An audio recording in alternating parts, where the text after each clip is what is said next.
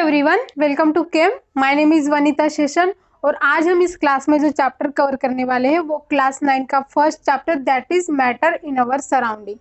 Actually हमारी जो basic chemistry है वो यही से स्टार्ट होती है, मैटर से। सो ये मैटर्स होते क्या है, बेसिकली ये मैटर्स होते क्या है।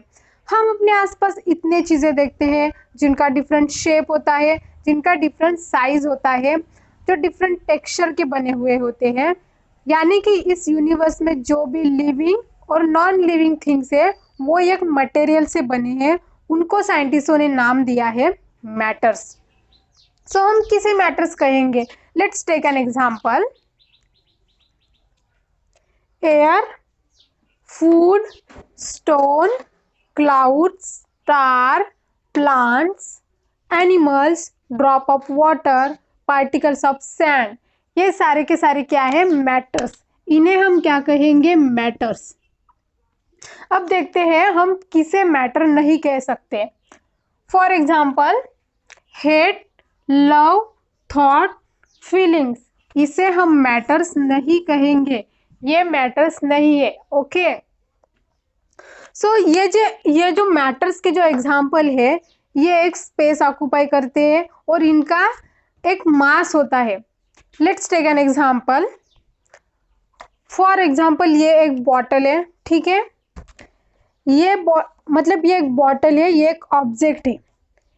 इस ऑब्जेक्ट में जितने भी नंबर्स ऑफ मटेरियल्स है ये सारा मिला के ये क्या हुआ? इसका मास। और इस बॉटल ने यहाँ से लेके यहाँ तक इतनी जगह को घेरा है, तो ये क्या हुआ? इसका वॉल्यूम।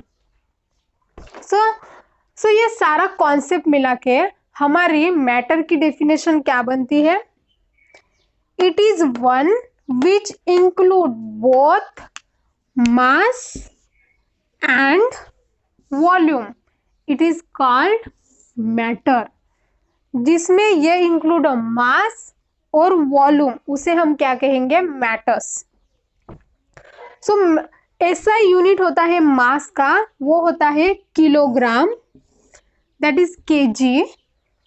और ऐसा यूनिट होता है वॉल्यूम का जो ऐसा यूनिट होता है वो होता है cubic metre, that is m cube. जो अर्ली इंडियन फिलोसोफर्स थे उन्होंने मैटर्स को इन 5 बेसिक एलिमेंट में क्लासिफाई किया, that is air, water, earth, sky and fire. उनके अकॉर्डिंग जो भी इस यूनिवर्स में है, लिविंग और नॉन लिविंग थिंग, वो इन 5 बेसिक एलिमेंट से बने हुए हैं। लेकिन बाद में इस पर स्टडी होती गई और मॉडर्न डे के साइंटिस्टों ने जो मैटर्स है उसे क्लासिफाई किया 2 टाइप्स में। First is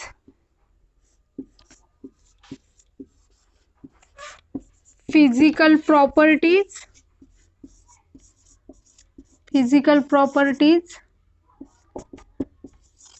second is chemical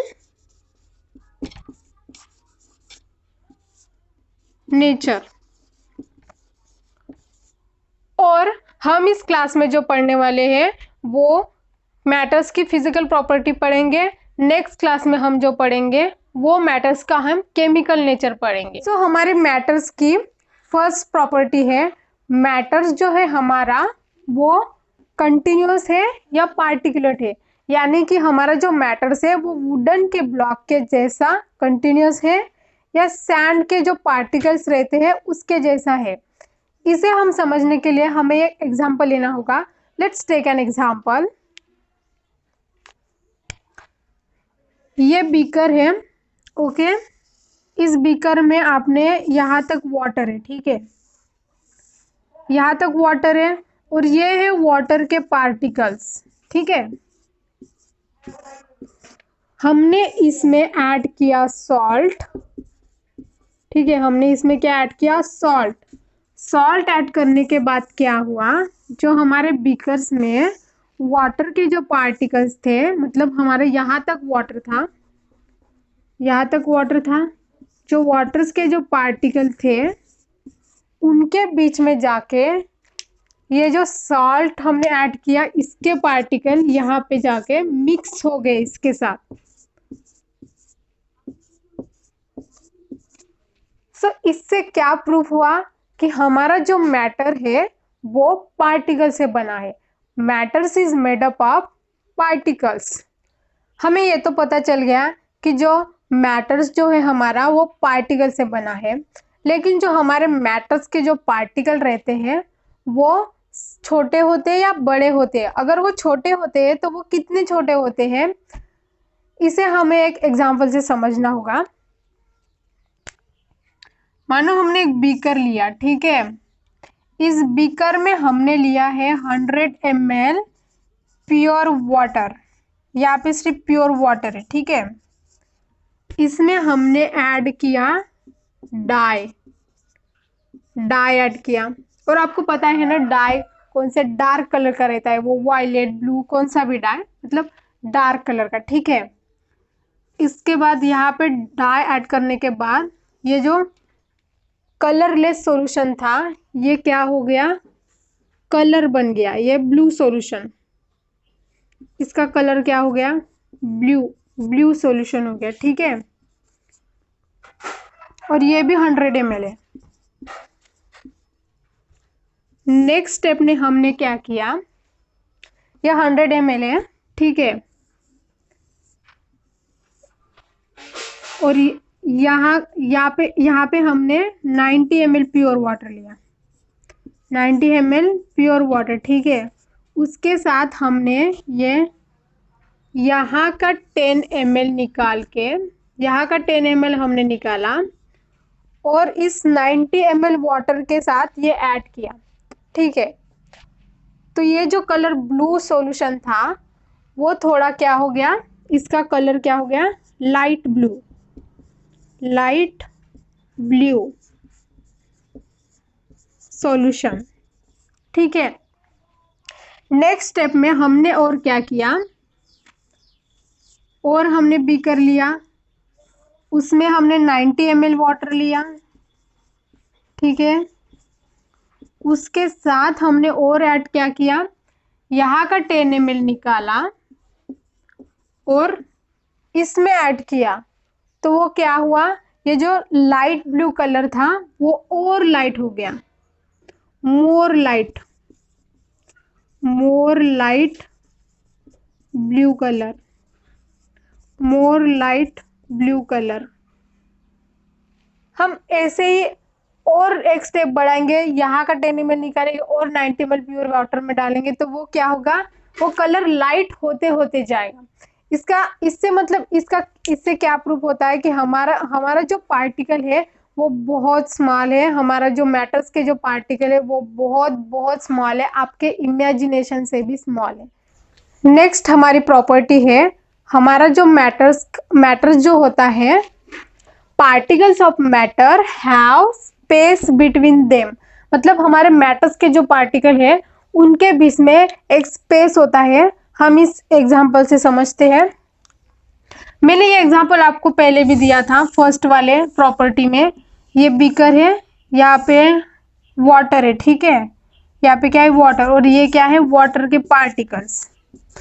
और इसमें हम क्या ऐड करेंगे, सॉल्ट ऐड करेंगे, सॉल्ट ऐड किए, ठीक है।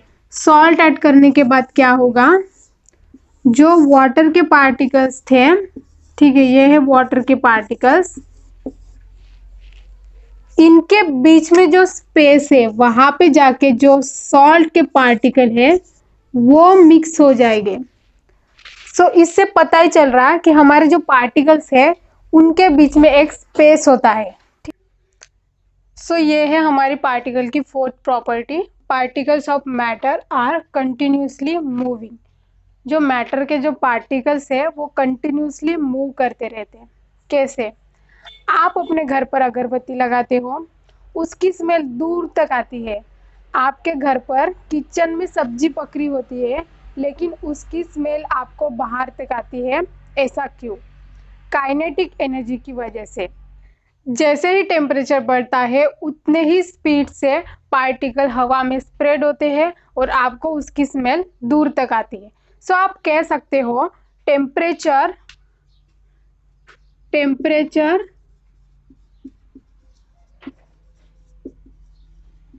rises, okay, जैसे ही टेम्परेचर बढ़ता है, kinetic energy of particle also राइसेस, kinetic energy also राइसेस। यहाँ पे एक टर्म आती है डिफ्यूजन। सो ये बेसिकली डिफ्यूजन क्या होता है?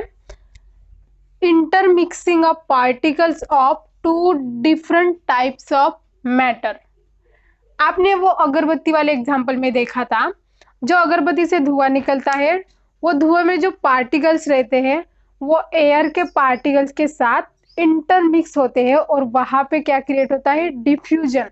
उसे हम क्या कहेंगे? डिफ्यूजन। सो हमारी फिफ्थ प्रॉपर्टी है particles of matter attract each other. अब ये पार्टिकल्स जो है मैटर्स के, वो अट्रैक्ट कैसे होते हैं? Let's take an example. Iron nail, eraser, chalk. Iron nail, eraser और चॉक, इन्हें हमें तोड़ना है। क्या इन्हें तोड़ना इतना आसान है? क्या ये बड़ी आसानी से टूट जाएंगे? नहीं, आपको इन्हें तोड़ने के लिए फोर्स अप्लाई करना पड़ेगा। कुछ चीजें हैं जो आसानी से टूट जाएगी, लेकिन कुछ चीजें हैं जो आसानी से नहीं टूटेगी। आयरन नेल है, काफी स्ट्रांग है, और इरेजर है, वो भी स्ट्रांग है, और चॉक वो भी इतनी आसानी से नहीं टूटता। तो बेसिकली होता क्या है, इन मैटर्स के बीच में एक फोर्स होता है जो पार्टिकल्स के बीच में काम करता है। फॉर एग्जांपल, ये मैटर है और ये मैटर्स के पार्टिकल है। मैटर्स के पार्टिकल ने एक दूसरे को पकड़ के रखा है, मतलब ये टाइटली एक दूसरे को पकड़ के रखते हैं। इनके बीच में का जो फोर्स ऑफ अट्रैक्शन है दोनों पार्टिकल्स के बीच में का, वो काफी स्ट्रांग होता है। इसीलिए कुछ चीजें हैं वो आसानी से टूटती है और कुछ चीजें हैं वो आसानी से नहीं टूटती। आपको बहुत ज्यादा फोर्स अप्लाई करना पड़ेगा, तब जाके टूटेगा। होता है strength of force of attraction, वो सबका अलग अलग होता है। जो strength of force of attraction varies from one kind of matter to another. So आज की क्लास में हमने पढ़ा मैटर्स होते क्या है, मैटर्स की फिजिकल प्रॉपर्टी पढ़ी। नेक्स्ट क्लास में हम पढ़ेंगे स्टेट्स ऑफ मैटर। तब तक के लिए आप पढ़ते रहो, और अगर आपको ये वीडियो अच्छी लगी हो तो चैनल को कर दीजिए सब्सक्राइब एंड वीडियो को कर दीजिए like and share. Thank you.